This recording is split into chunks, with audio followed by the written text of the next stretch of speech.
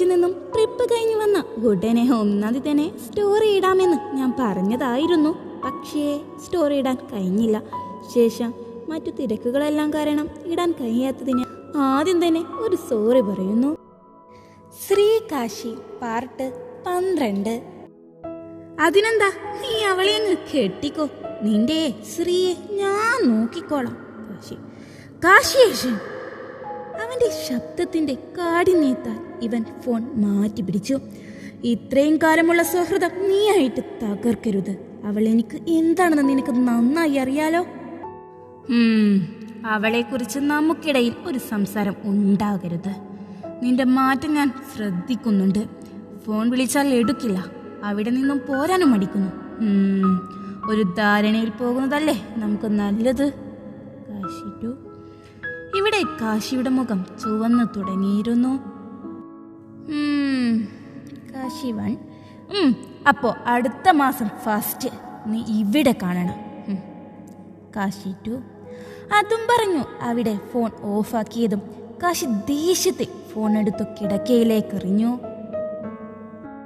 ശ്രീ, അവളെ ഞാനും ഇഷ്ടപ്പെട്ടു പോയി കാശിനാഥൻ. ഇങ്ങനെയെല്ലാം വരാൻ കാരണം നീ തന്നെയാണ്. ഈ കാശി ആഗ്രഹിക്കുന്നതൊന്നും ആർക്കും വിട്ടുകൊടുക്കാൻ ഈ കാശിയേശൻ തയ്യാറല്ല. അതും പറഞ്ഞു അവൻ ദേഷ്യത്തിൽ അങ്ങോട്ടും ഇങ്ങോട്ടും നടന്നുകൊണ്ട് ആലോചിച്ചു. ശ്രീ മുറിയിലിരുന്ന് ആലോചിക്കുമ്പോൾ അവളുടെ ഫോണിലേക്ക് വീണ്ടും കാശിയുടെ നമ്പർ വന്നതും അവളൊന്ന് ഞെട്ടി. എനിക്ക് വീണ്ടും വിളിക്കുന്നു. അതും ആലോചിച്ചു അവൾ. വേണ്ടയോ വേണോ എന്ന പോലെ നിന്നു. എന്തായാലും ശരി, ഇന്ന് ഇതിനൊരു തീരുമാനം വേണം.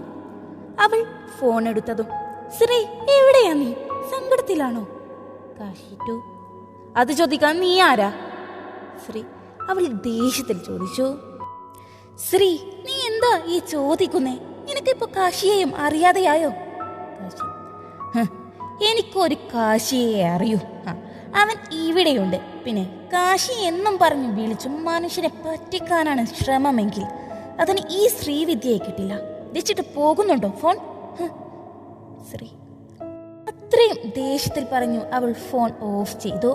പക്ഷേ ഇതെല്ലാം അങ്ങോട്ട് വരാനൊരുങ്ങിയ കാശി കേട്ടതും അവൻ്റെ ചുണ്ടിൽ ഒരു വിജയച്ചിരി വിരിഞ്ഞു. നിന്റെ ശ്രീയെ നിനക്ക് കിട്ടാൻ പോകുന്നില്ല കാശിനാഥൻ. കാശി ആകെ അസ്വസ്ഥതയോടെ വൈക്കോൽ മെറ്റയിൽ കിടന്നു. അവന്റെ മനസ്സിൽ ആകെ സംശയമായിരുന്നു. ഞാൻ ആരായിരുന്നു എന്ന് ശ്രീക്കറിയില്ല. അവൾ ആഗ്രഹിക്കുന്ന അല്ലെങ്കിൽ കണ്ടിരുന്ന ഞാനാകാൻ വേണ്ടിയാണ് ഇവിടെ വന്നത്. ബട്ട് ഒരു ദിവസം ഇതെല്ലാം തുറന്നു പറയുമ്പോൾ അവൾ എന്നെ വിശ്വസിക്കുമെന്ന പ്രതീക്ഷയും ഉണ്ടായിരുന്നു. പക്ഷേ എന്തോ പ്രശ്നം നടക്കുന്നുണ്ട്. ഞാൻ അറിയാതെ അവിടെ എന്തോ നടക്കുന്നുണ്ട്. എന്നിട്ടും അവൻ ഏതോ ലോകത്തിരിക്കുന്ന അവനെ കണ്ടതും അമ്മ അവനെ കുലുക്കി. അവൻ ബോധം വന്നതുപോലെ ഞെട്ടിപ്പിടിഞ്ഞ് നോക്കുന്നുണ്ട്. എന്താടാ, എന്നിട്ട് കുഞ്ഞിന് പറ്റി എന്തെങ്കിലും പ്രശ്നമുണ്ടോ? അവർ അവന്റെ അടുത്ത് ഇരുന്നു കൊണ്ട് ചോദിച്ചു. ഒന്നുമില്ല.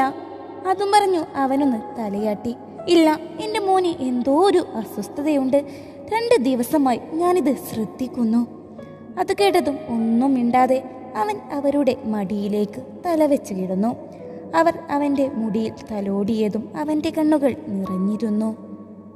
ഇങ്ങനെ എന്നെ കുഞ്ഞും നാളിൽ നിങ്ങൾ തലോടിയിരുന്നെങ്കിൽ, എന്നെ അകറ്റി നിർത്തിയില്ലെങ്കിൽ ഇന്ന് ഇങ്ങനെ ഒരു മാറ്റം മാറി സ്വന്തം അമ്മയുടെ മടിയിൽ കിടക്കേണ്ട അവസ്ഥ എനിക്ക് വരില്ലായിരുന്നു.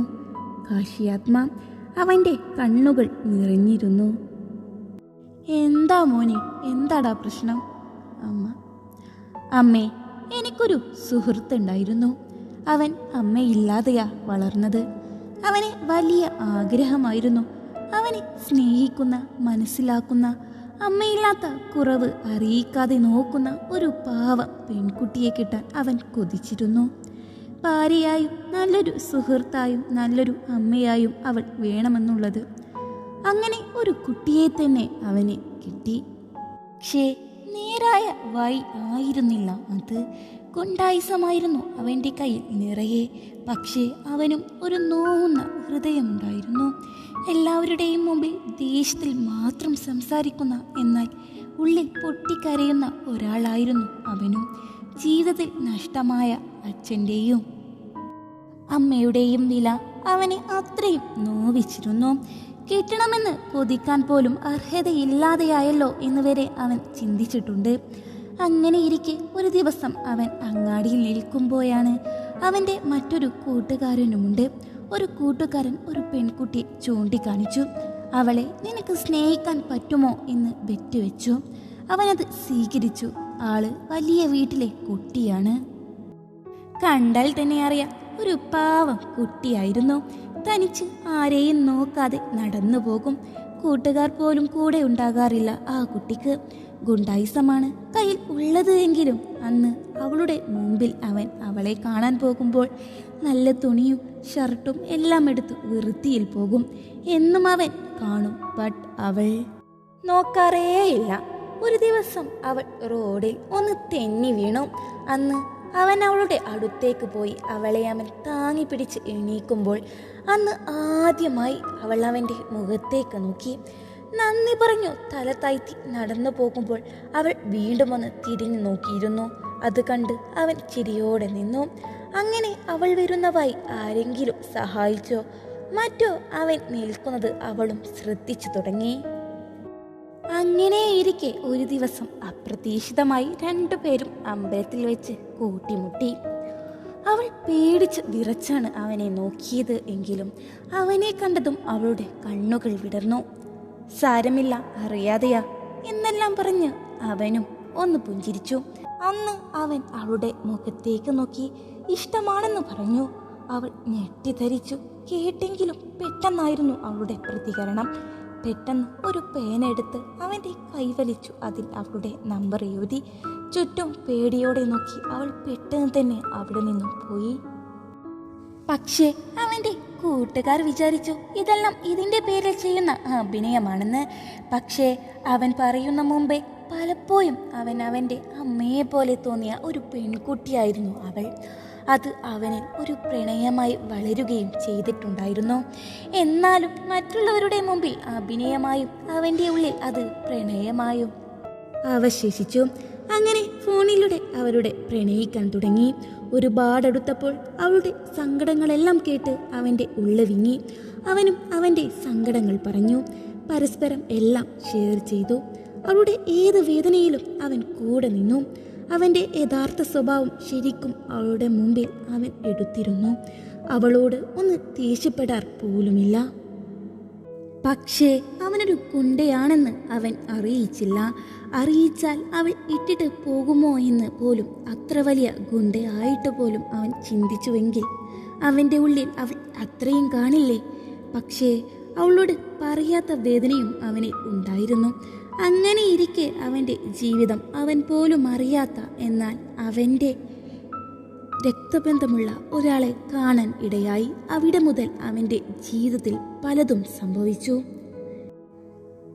ഇനിയും എന്ത് എന്നറിയാതെ അവൻ നീറുകയാണ്. എല്ലാം കേട്ട് കഴിയുമ്പോൾ ആ അമ്മയുടെ കണ്ണുകൾ നിറഞ്ഞൊഴുകി. കാശി അവൻ്റെ സ്വന്തം വിഷമം മറ്റൊരാളുടെ വിഷമമായി അമ്മയോട് പറഞ്ഞു. ചില തെറ്റുകൾ ചിലതെല്ലാം മറക്കുവാൻ വേണ്ടി ചെയ്തു. പക്ഷേ അത് വലിയൊരു കുറ്റബോധം പോലെ അങ്ങനെ നീറുന്നു അമ്മ. അവർ എന്തോ ഓർമ്മയിൽ പറഞ്ഞു. അവന് എന്താണ് കാര്യമെന്ന് മനസ്സിലായെങ്കിലും അവനത് പുറത്ത് കാണിക്കാതെ അതേ അമ്മ പറഞ്ഞതുപോലെ അതെല്ലാം ഒന്ന് തുറന്നു പറഞ്ഞു. അവളെ കൂടെ കൂട്ടി അവൻ്റെ മനസ്സൊന്ന് സമാധാനത്തിലാക്കാൻ അവൻ ആഗ്രഹിക്കുന്നു. ബട്ട് അവളെക്കുറിച്ച് ഒരു വിവരവുമില്ലാത്ത അവസ്ഥയാണ് ഇപ്പോൾ കാശി. ദൈവം എല്ലാത്തിനും എന്തെങ്കിലും ഒരു വഴി കണ്ടുപിടിച്ചിട്ടുണ്ട്. അതുപോലെ നടക്കും എല്ലാം. നേരം ഒത്തിരിയായി, വാ കിടക്കാം അമ്മ. അവർ അതും പറഞ്ഞു എണീറ്റ് പോയി. അവൻ വീണ്ടും എന്തൊക്കെയോ ആലോചിച്ചു അവിടെ കിടന്നു. ശ്രീ വെറുതെ മുകളിലെ ടെറസിൽ പോയി നിൽക്കുമ്പോൾ അവിടേക്ക് ശരണ്യ വന്നു. എന്താണ് ഇന്ന് ഇവിടെ വന്നെല്ലാം നിൽക്കുന്നുണ്ടല്ലോ? ശരണ്യ: ഏയ് ഒന്നുമില്ല ശ്രീ. ശ്രീ, നിനക്കിനി തുടർന്ന് പഠിക്കേണ്ടേ? ശരണ്യ: പഠിക്കണം. എന്ത്, എങ്ങനെ എന്നൊന്നും ഒരു ഐഡിയവുമില്ല ശ്രീ. അതിനെന്താ, നിനക്ക് പഠിക്കണം എന്ന് പറഞ്ഞാൽ ചേട്ടന്മാർ പഠിപ്പിക്കും ശരണ്യ.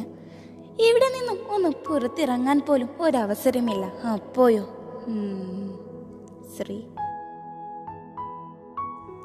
തുടരും. സ്റ്റോറി ഒരുപാട് ലേറ്റായി എന്നറിയാം, എന്നാലും ഒന്ന് ക്ഷമിക്കുക. ഇനി കണ്ടിന്യൂസായി സ്റ്റോറി വരുന്നതാണ് കേട്ടോ. സ്റ്റോറി ഇഷ്ടമായാൽ ഒന്ന് സപ്പോർട്ട് ചെയ്യാനും സബ്സ്ക്രൈബ് ചെയ്ത് വീഡിയോക്കൊരു ലൈക്ക് ചേരാനും മറക്കില്ലേ കൂട്ടുകാരെ.